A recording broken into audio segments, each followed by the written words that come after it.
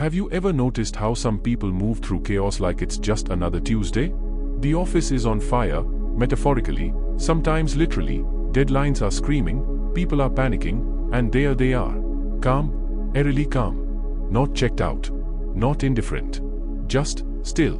And you wonder, what do they know that I don't? There's something almost unsettling about it, isn't it? When everyone else is riding the emotional roller coaster, these people are standing on solid ground, watching the ride from a distance. You might admire them. You might resent them a little. You might even wonder if they are human. But here's the question that really matters. What's happening inside the minds of people who are always calm? And more importantly, is their calm a gift, or is it something else entirely? Let's start with what you see on the surface. The calm person doesn't raise their voice when things go wrong. They don't spiral when plans fall apart. They listen when others are shouting. They pause when others are reacting. From the outside, it looks like mastery. Like they've figured out some secret code to life that the rest of us are still trying to crack. And maybe they have. But here's the thing. Calm isn't always what it appears to be. You see, there are different types of calm. And understanding this distinction changes everything. There's the calm of presence, the person who has learned to regulate their nervous system, who has done the inner work, who can sit with discomfort without needing to discharge it onto others. This is earned calm. Hard-won. Built through years of self-awareness, therapy, meditation, or simply surviving enough storms to know that panic doesn't solve problems. But then there's the calm of disconnection. The person who appears unbothered because they've learned to shut down their emotional system entirely. They are not present, they are protected. And there's a world of difference between peace and numbness. Here's what's really happening in the brain of someone who stays calm under pressure. Research in neuroscience shows us that people with high emotional regulation have stronger connections between their prefrontal cortex, the rational, thinking part of the brain, and their amygdala, the emotional alarm system. When stress hits, their prefrontal cortex essentially talks their amygdala down from the ledge. It's like having a wise negotiator inside your head who says, yes, this is uncomfortable, but it's not a threat to your survival. This is what psychologists call affect regulation. And it's a skill, not a personality trait. That's important, because it means calm can be learned. But here's where it gets complex. Some people develop this skill through healthy childhood attachment. They had caregivers who stayed calm during their tantrums, who modeled emotional regulation, who taught them, not through words but through presence, that feelings are temporary and manageable. These people learned early, you can feel something without becoming it. But others developed calm as a survival mechanism. And this is where the psychology runs deeper. Let me paint you a picture. Imagine a child growing up in a home where emotions were dangerous. Where a parent's mood could shift like weather, unpredictable and destructive. Where showing fear made things worse. Where crying brought punishment instead of comfort. That child learns something profound. Emotional survival depends on staying small, staying quiet, staying calm. They become experts at reading the room, at suppressing their own needs, at performing serenity even when their nervous system is screaming. This isn't healthy calm. This is freeze response masquerading as composure. It's what trauma therapists call functional freeze. You look fine, but inside, you are disconnected from your own emotional experience. And here's what's fascinating. This survival strategy often gets rewarded in adulthood. Society loves calm people. We promote them. We call them level-headed and mature. We put them in leadership positions. We never ask, what did it cost you to become this calm? But the truth is, there's a price. People who are always calm, especially those whose calm was born from necessity rather than choice, often struggle with something unexpected: intimacy. Because real intimacy requires emotional transparency. It requires showing up in your messy, uncertain, sometimes overwhelmed humanity. And if you've spent your whole life perfecting the art of not falling apart, vulnerability feels like failure. You become the person everyone leans on, but you never learned how to lean. You are the rock, but rocks don't bend. And relationships need flexibility. There's research on this from attachment theory. People with what's called dismissive avoidant attachment, often present as extremely calm and self-sufficient. They don't need anyone. They don't get rattled. But underneath that calm is often a deep fear of dependence, a belief learned in childhood that needing others is dangerous. Their calm isn't peace, it's armor. And this is where it gets interesting. Because there's another layer. Some people who are always calm are actually highly sensitive. They feel everything, deeply, intensely, overwhelmingly. But they've learned to internalize it all, to process privately, to never let the world see them sweat.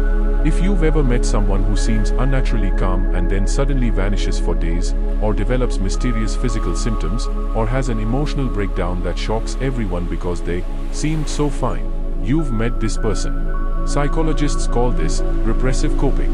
You are not actually managing emotions, you are suppressing them. And suppressed emotions don't disappear. They go underground. They show up as insomnia, digestive issues, chronic pain, sudden outbursts that seem to come from nowhere. The body keeps the score, as trauma researcher Bessel van der Kolk reminds us. You can't think your way out of feelings. You can only feel your way through them. So here's the question we have to ask. How do you know if your calm is healthy? Here's the truth. Healthy calm doesn't mean you never feel anxious, angry, or overwhelmed. It means you can feel those things without them hijacking your entire system. You notice the emotion, you allow it, you choose how to respond rather than react. But you are still connected to yourself. Unhealthy calm, on the other hand, feels like watching your life from behind glass. You are present but not participating. Safe but not satisfied. You look at people having emotional reactions and feel somehow alien, like you are missing some software update that everyone else downloaded. One requires presence. The other requires absence. Let's talk about what this looks like in relationships. If you are the calm one, you've probably noticed a pattern. People are drawn to you during chaos. They need your steadiness, your ability to see clearly when everything is blurry. And it feels good, doesn't it? To be needed, to be the lighthouse in someone else's storm. But here's what's happening beneath the surface. You are often attracting people who haven't learned to regulate their own emotions.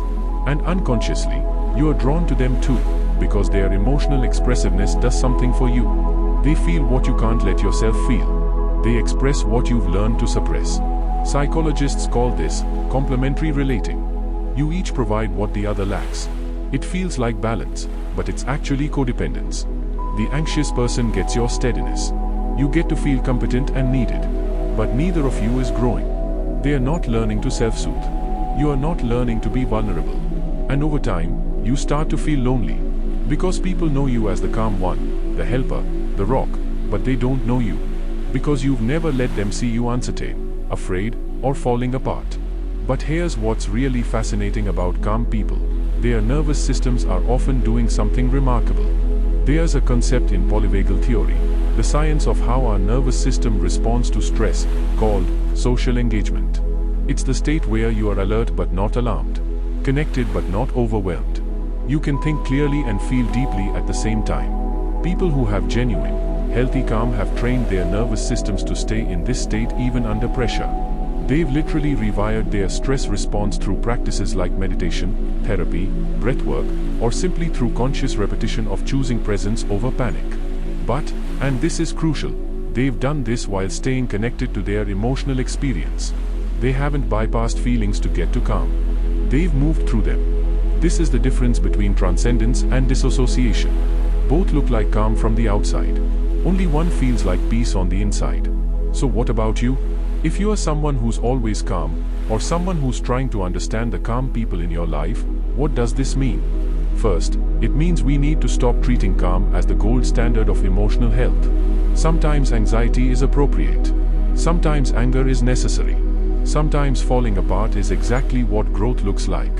The goal isn't to never be disturbed.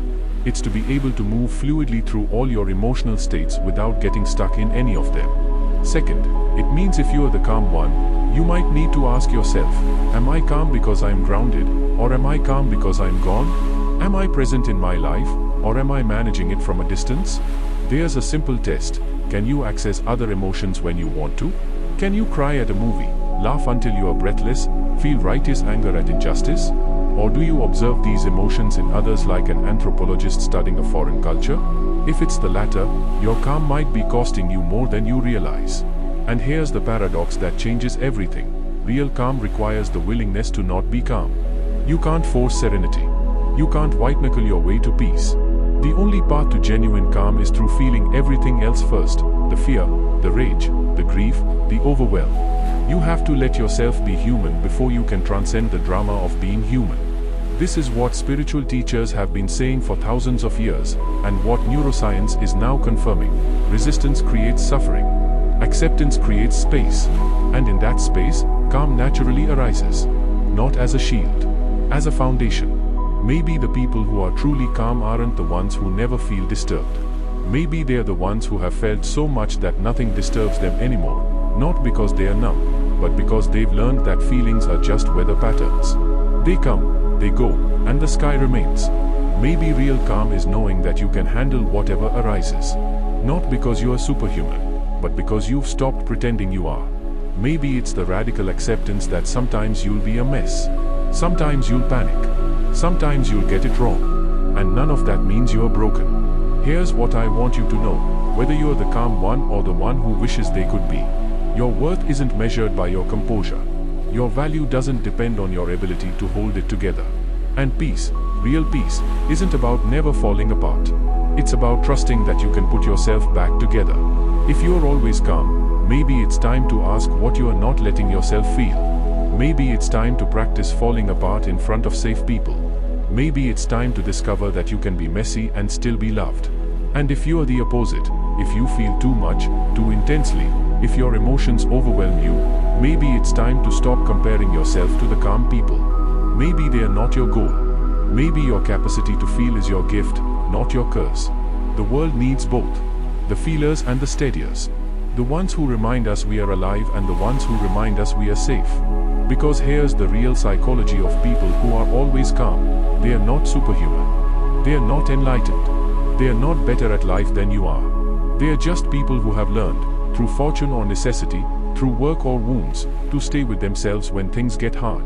And that's something any of us can learn. Not to escape our humanity, but to inhabit it more fully.